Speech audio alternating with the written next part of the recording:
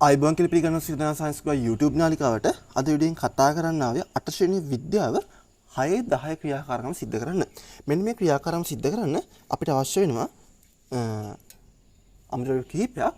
පළවෙනි අමුද්‍රව්‍ය විදියට අපිට යකඩ ඇණයක් ගන්න. ඒක මල බැඳිච්ච නැති පිරිසිදු යකඩ ඇණයක් ගන්න පුළුවන් අපිට. නැත්නම් මේකට කියක් පටියක් වුණත් ගන්න පුළුවන්. ඊට පස්සේ අපිට ගන්න වෙනවා මෙන්න මේ විදිහේ තඹ කම්බි කැබැල්ලක්.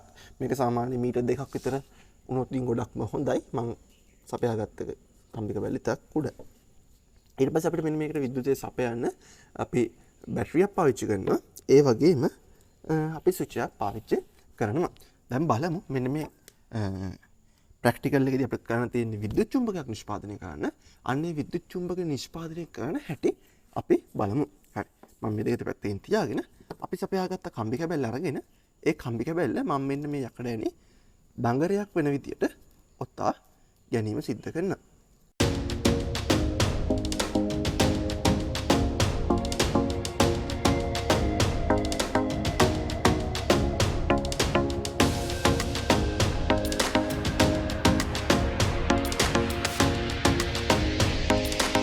හරි.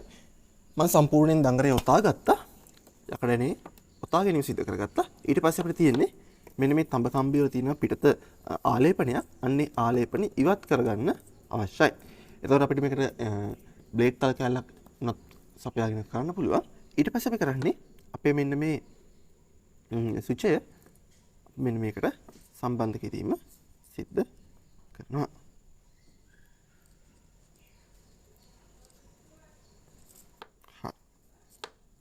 ඊට පස්සේ අපි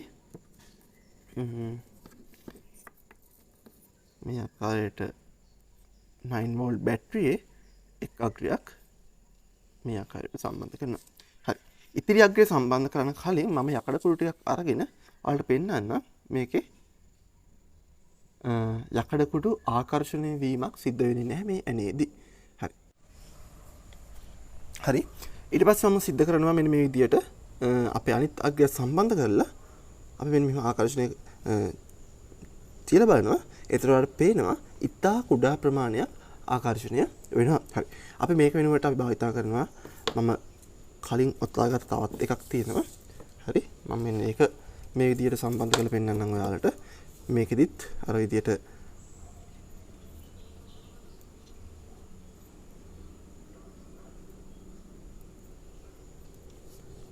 ඊට පස්සේ අපි ඊළඟ අග්‍රයත් මේ විදියට සම්බන්ධ කරමු. ඊට පස්සේ අපි මෙන්න දැන් ඔයාලට පේනවා මේ යකඩනේ තුඩේ කිසිම දෙයක් ආකර්ෂණය වෙලා නැහැ. මම මේ විදිහට මෙයා ලං කරලා පෙන්නන්න.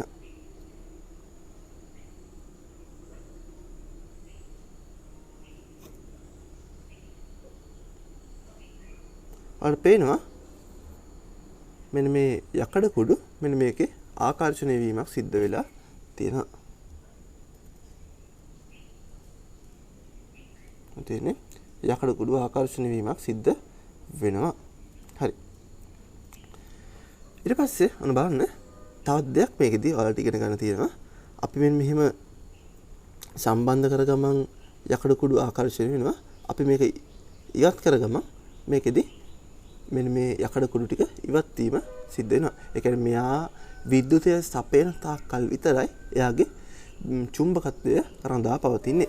මම ඒ වෙනුවට මෙන්න මේ විදියට කාන්දම් කැබැල්ලක් ලං කරොත් අර පේනවා ඒ කාන්දම් කැබැල්ලේ එහෙම අපි විද්‍යුතයක් සපයන්නේ නැහැ. එයා දිගටම මේක ආකර්ෂණය වෙලාම තියෙනවා. එතකොට මේ තියෙන්නේ ස්ථිර චුම්බකයක්. මේ අපි හදාගත්තේ తాවකාලික චුම්බකයක්. නැත්නම් විද්‍යුත් චුම්බකයක්. එතකොට මේ ස්ථිර චුම්බකයක ප්‍රබලතාවය නැත්නම් ආකර්ෂණ ප්‍රබලතාවය හැම මොහොතෙම එකම විදිහට තියෙනවා.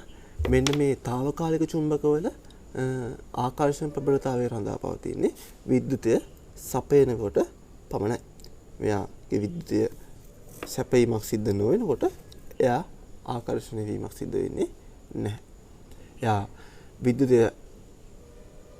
සැපීම ඉවත් කළ ගමන්ම එයාගේ චුම්බකත්වය මේවිලා මේ ආකර්ෂණය වෙලා තිබ්බ දේවල් ටික නැවත බිමට වැටෙනවා. මෙන්න මේ වගේ චුම්බකයක් අපි පාවිච්චි කරනවා නැව් හරහා ගේන කන්ටේනර් පෙට්ටි ගොඩ බෑමට මෙන්න මේ විද්‍යුත් චුම්බක භාවිතා කරනවා. හරි මම හිතනවා වීඩියෝ එක ඔයාලට ගොඩක් වටින්නද කියලා. වීඩියෝ එක වටිනා ලයික් කරන්න කමෙන්ට් කරන්න ෂෙයා කරන්න. එහෙනම් තවත් වීඩියෝ එකකින් ඉක්මනට හමු වෙමු. බුදුසරණයි සියලු දෙනාට.